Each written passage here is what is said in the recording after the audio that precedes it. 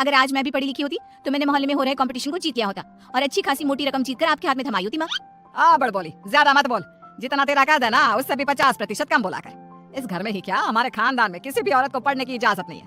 देख तेरी बड़ी भाभी मधु, ये भी कहाँ पढ़ी है, इसके घर वालों ने भी इसे पढ़ने नहीं दिया। तो अब आप बाकी लोग जो करेंगे वही करूंगी। पढ़ना सिर्फ लड़कों के हाथ में है। किताब, पेन, पढ़ाई ये आदमी ही कर सकते हैं, क्योंकि उन्हें तो आगे जाके कमाना है। औरतों को तो सिर्फ बेलन, झाड़ू और पोछा यही करना है जीवन भर। और तेरे इस कंपटीशन को जीत कर मुझे नहीं चाहिए पैसे। मेरा बड़ा बेटा सागर अब कमा रहा है और छोटा बेटा तेज भी अपने कॉलेज की पढ़ाई के बाद कमाएगा ही।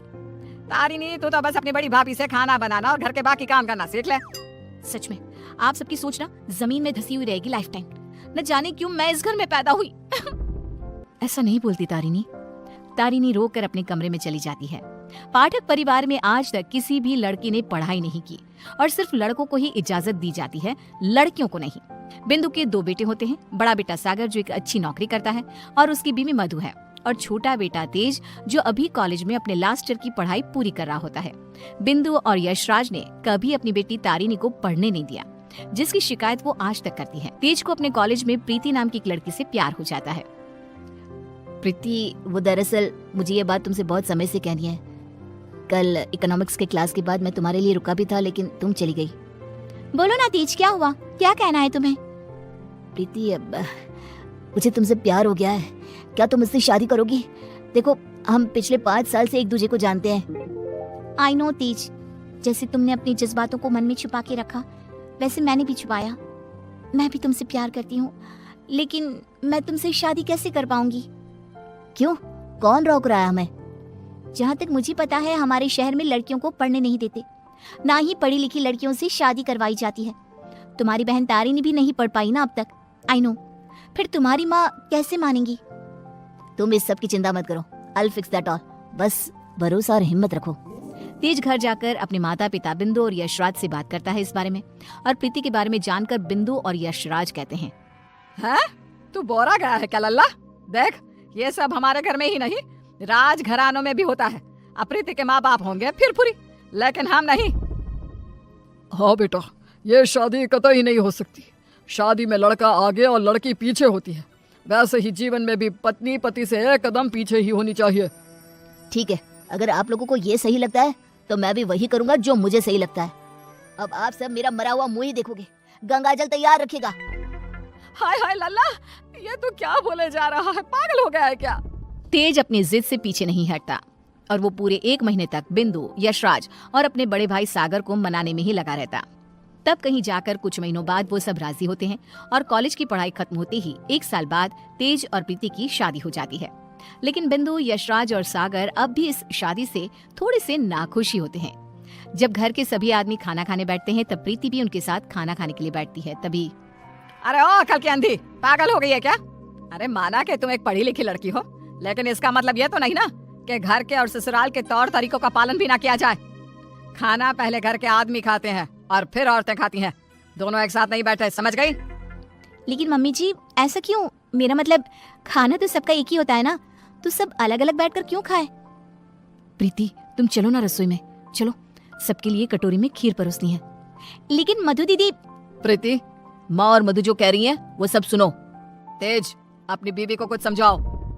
प्रीति, प्रीति गुस्से से उठकर रसोई में चली जाती है और मधु के साथ खीर को कटोरियों में परोसने में लग जाती है। प्रीति, हम इस घर की बड़ी बहू हैं, उसके बावजूद भी हमें हर मामले में, हर काम में पीछे रखा जाता है, जूती की नोक पे रखा जाता है, क्योंकि हम पढ़े लिखे भी नहीं हैं। अब सोचो, हम बड़ी बहू होकर भी हमारा ये हाल है, तो तुम्हारे साथ क्या क्या होगा?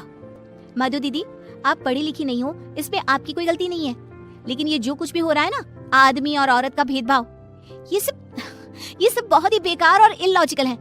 आज दुनिया कहां से कहां पहुंच गई है। आज के जमाने में औरत आदमी के साथ कदम से कदम मिलाकर चलती है।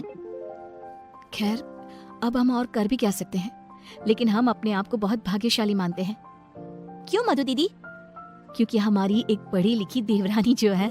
हाँ, आपको पता है मधु दीदी, आप ना बहुत क्यूट हो, आपको किसी की नजर ना लगे।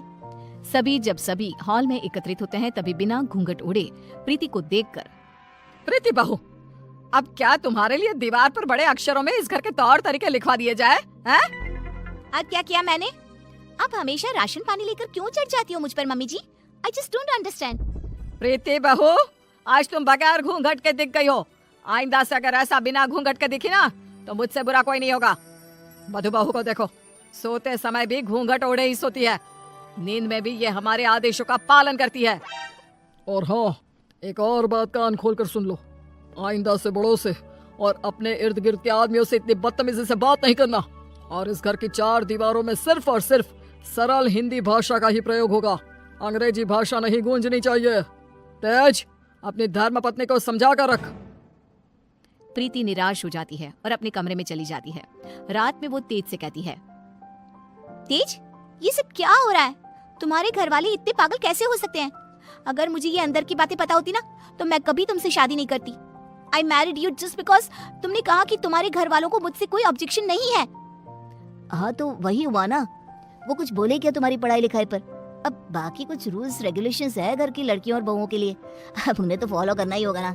आई नो वो थोड़े बहुत गलत है, लेकिन अब हम और कर भी क्या सकते हैं। एक दिन जब यशराज दूध वाले का हिसाब कर रहा होता है तभी ये 3 हफ्ते जुलाई महीने के और 2 हफ्ते अगस्त के, तो कुल मिलाकर पूरे हुए। अरे बिंदु, जरा हमारे ड्रॉअर में से कैलकुलेटर तो लेकर आना। जी अभी लाती हूँ। बिंदु कैलकुलेटर लाती है और तभी प्रीति भी वहाँ आती है और यशराज को हिसाब करते देखती है। ओफो, ये कैलकुलेटर चल क्यों नहीं रहा? मैं हिसाब कैसे करूंगा? 5 हफ्तों का हिसाब मिलाया जाए तो बनते हैं 680 रुपए, क्योंकि हमने 3 रविवार और 4 मंगलवार को दूध नहीं लिया था रघु भैया से, तो उस हिसाब से यही हिसाब बनता है। मैंने अपने माइंड में ही 1 मिनट में कैलकुलेट कर दिया है। प्रीति बहू, तुझे 1000 बार कहा है ना रसोई में ही रहा कर। अरे आदमियों के काम में क्यों हर बार अपनी टांग अड़ाने आ जाती है? आइंदा से ये हिसाब किताब वाले काम में तू बिल्कुल भी ध्यान नहीं देगी। चल दफा हो यहाँ से अब। न जाने कौन सी घड़ी थी वो जब तेज को इससे प्यार हुआ। बेवकूफ है हमारा बेटा। इस तरह फिर से प्रीति को चुप कराकर रसोई में भेज दिया जाता है। कुछ दिनों बाद प्रीति जब बाजार से घर लौटती है तब वो घर पर सबको मधु पर चिल्लाते हुए देखती है और मधु बेचारी फूट फूट कर रोई जा रही थी। सब तुम्हारी गलती है, तुम्हारी वजह से ही मैं बाप नहीं बन सकता कभी। पता नहीं क्यों आई तुम मेरी जिंदगी में। पनौती हो तुम, पनौती। लेकिन सागर जी, डॉक्टर साहब ने कहा है कि आपके अंदर कुछ मेडिकल इश्यूज है जिसकी वजह से आप कभी बाप नहीं बन पाएंगे।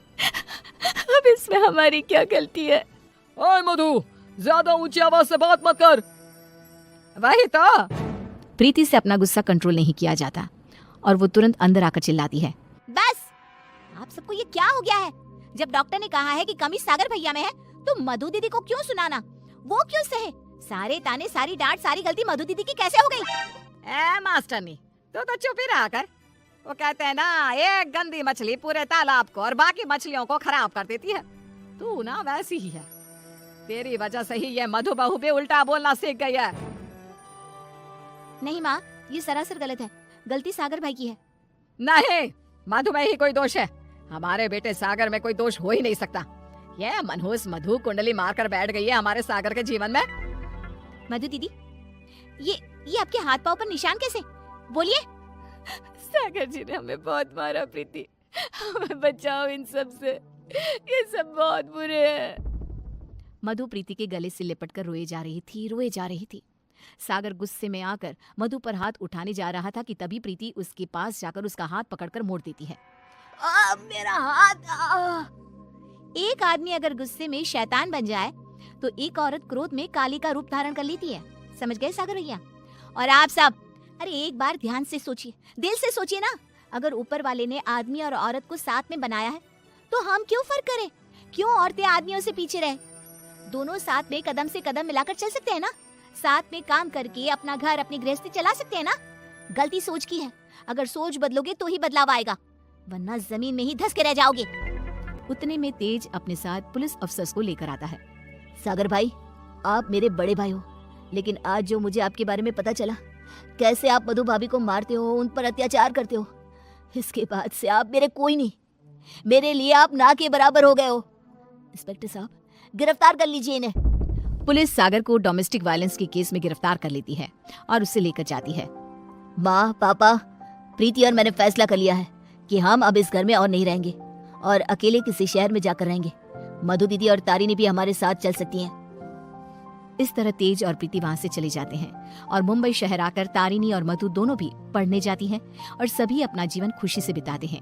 वहीं बिंदु और यशराज, जिन्हें तेज हर महीने पैसे और खत भेजता है, वो दोनों अपने बच्चों की याद में रोते रहते हैं और उनकी खत